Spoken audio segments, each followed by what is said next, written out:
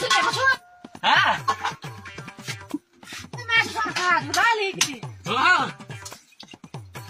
अलिकति होइन ल सुँगुरको मासु नि हिजो ल्याएको हुन्छ त्यति खा ल आज यति खा भात छ त भात अलिक थपिदिन्छु नि तँलाई लु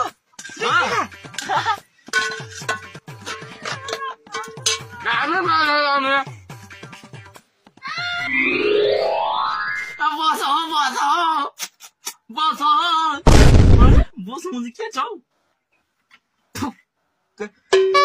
सपना भएछ साला भोक लागेर मर्यो म त आमा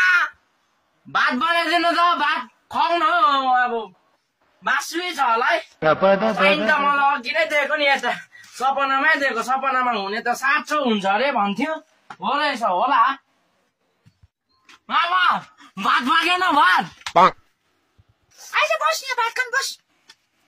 लु आयो आमा लु म त आएँ लु सब्जी के छ मैले सपनामा त सुँगुरको मासु छलछल परेको खाएको थिएँ लु त लु यो भात अनि सब्जी सब्जी चाहिँ आलु छ खालु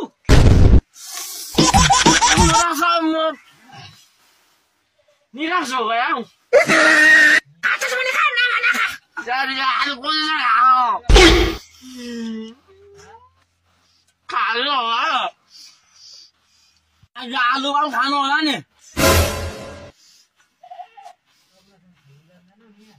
The next day. यो सब्जीले गर्दा डिप्रेसनमा जान्छु होला म त आलु आलु आलु आलु आमा सब्जी चाहिँ के छ हौ आलु हिजो पनि आलु आज पनि आलु आलु आलु पछि किन अब आलु पनि खानु होला नि लु लु किनेको हिजोको होइन अब के गर्छस् त नानी अब खाना खा यही आलु The next day. आमा सब्जी के छ हौ आलु आज पनि आलु पर्खिदिने अब त्यो भए 1 week later. आमा सब्जी के छ आलु 3 weeks later. के छ आमा आलु Over 1 month later. नानी आइज भात खानु आज त आमाको 1 महिना पनि बित्यो कामबाट सेलेरी पनि आउँछ होला त्यही कारण भात खान पनि छिटो बोलाएको लाग्छ मासु ल्याउँछ आज त आमाले त्यहाँको गएर 4 थाल त नडम साइतै भएको छैन हौ आलु खुवाइलो वाक्क भइसक्यो अनि आमा आज त सब्जी के पो छ आलु छ नि हौ नानी अब के गर्छस् खाना खा आलु छ अनि आज त झन् त्यत्रो महिनाको उस होइन तपाईँको सेलेरी आउँछ होइन मासु पो खाउँछ होला नि त आलुले पुरो सास बन्द गर्ने मारिदिनु नि मलाई खै यसपालि त नानी पैसाले पुगेन ऋण तिर्दा रासिनको बाँकी तिर्दा अन्त बेलुका बेलुका गलेको हुन्छु काम गरेर आउनु पर्छ रक्सी पिउनै पर्यो त्यो रक्सीको बाँकी तिर्दा पैसै सक्यो नि नानी अब अर्को पालि खान अब के गर्छस् त नानी गरिबको कोखमा जन्म लिएको छस् अब यसपालि त त्यस्तै भयो नि अर्को पालि खान आज अब के गर्छस् त त्यो आलु त हो खाना खाते आलु हो त्यही खाना ल मलाई आलु दिनु क्या मलाई ठनै मारिदिनु आलु खाएर मर्छु ल म अब त्यो रक्सी खाने चाहिँ छ अरे पैसा नानीलाई 1 साग मासु खुवाउनु सक्दैन हौ मासु खुवाउनै सक्दैन भने नानी किन जन्माउनु हौ तपाईँले त्यो भात तिराते गर्नु गाउँमा म सब्जी खोजेर आउँछु कि म मासुसँग खान्छु भात राख्नु त्यहाँ हुँदैन यो पाराले आलु खाएर निकासिसकेँ म एउटा छोरा छ गाली मात्रै गर्छ अब घरको पीर के छ घरमा दुःख के छ बुझ्दैन यो ढाकाले अब के गर्नु त हौ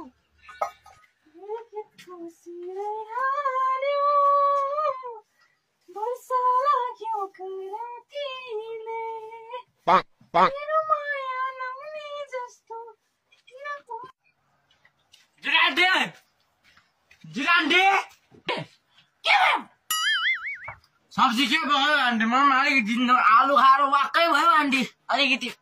सब्जी आलु पाछु लान्छस् लाग्दिनँ म आलु लाग्दिनँ म किन रिसाएको यसलाई पनि आलुले न्याक्कै लगे जस्तो छौ यो घरमा होला नि त हौ अनि यहाँ त अब धनी भन्यो यहाँ त आलु बनाउँदैन जस्तो लाग्दैन सिगरेट खानु पर्यो त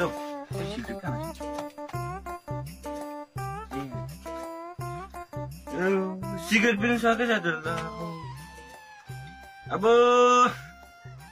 भएदेखि छोडिदिन्छु सिगरेट पनि अब बिरी खाना थिएछ अब वा बुद्धे तेरामा सब्जी छैन आलुले वाक्का भयो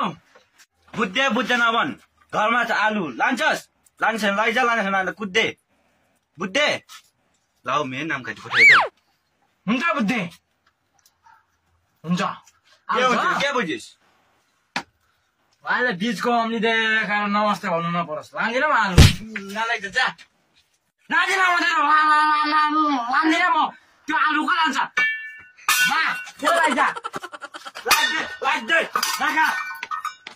आलु खाने भात खामा नि मन निधाउन लेखेर राख्नुपर्छ बुझ्छस् विद्या बानीले ल्याएको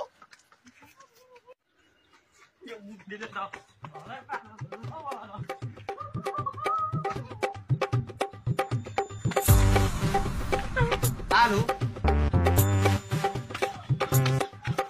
आलु मन्दारे बोला बडा के भयो छोरा सब्जी के छ बडा हे भगवान बडाले त आलु नभनोस् छैन बडा मासु ल म अलिकति मासु दिन त लु तर छैन आलु छ लान्छ सि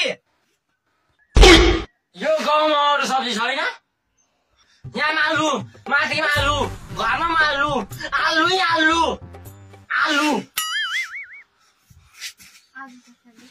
छैन आलु मात्रै हो क्युकम्बर माने फर्सी छैन छैन लेडी फिङ्गर माने सिबी छैन त्यो छैन इस्कुस छैन इस्कुस पट्याटो त्यो पनि छैन कोपी भेन्डी बैगुन मुला छैन मुला त छ फेरि बडीले खोज्ला भरै यो बडा त जहिले जिसिन्छ त छैन नै छैन नि बुझ्दैन गु छैन गु त्यो त थियो भुँडी खाली भइहाल्यो अब भोलि बिहानै बटुको लिएर आएछ अहिले रातो बिहान आएछ गाउँमा यो गाउँमा आलु बाहेक अरू के छैन क्या सट डाउन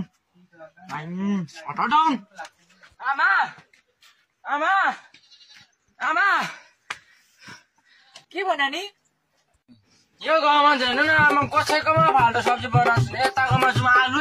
उताकोमा जुम आलु यताकोमा जुम आलु तल पनि आलु रहेछ काकाकोमा आलु रहेछ नि आलु रहेछ अब त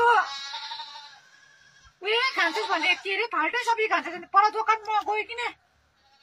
फाल्टो सब्जी ल्याइकिन म पकाइदिन्छु अनि भात खा ल हुन्छ भइहाल्यो हो मेरो आमा ल हुन्छ आमा ल गए म आइहाल्छु फाल्टो सब्जी ल्याएर म आइहाल्छु म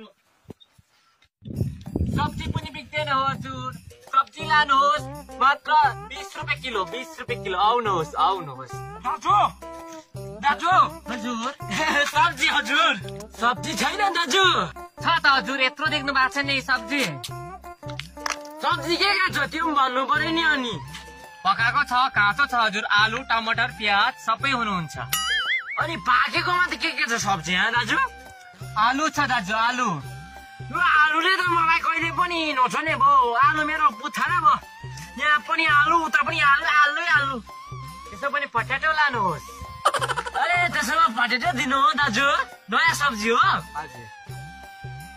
नयाँ सब्जी होइन भाइ पट्याटो भनेको आलु पुरानै सब्जी होइन थाहा छैन ए तपाईँ पो हो आलुलाई पटेटो भन्दै गाउँभरि बेच्ने तपाईँ पो हो साला हेला तपाईँ पनि के भन्नु तँ पो हो यहाँ आइज त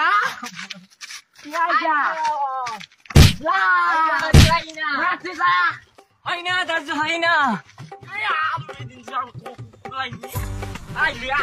आलु दिन्छु तँलाई म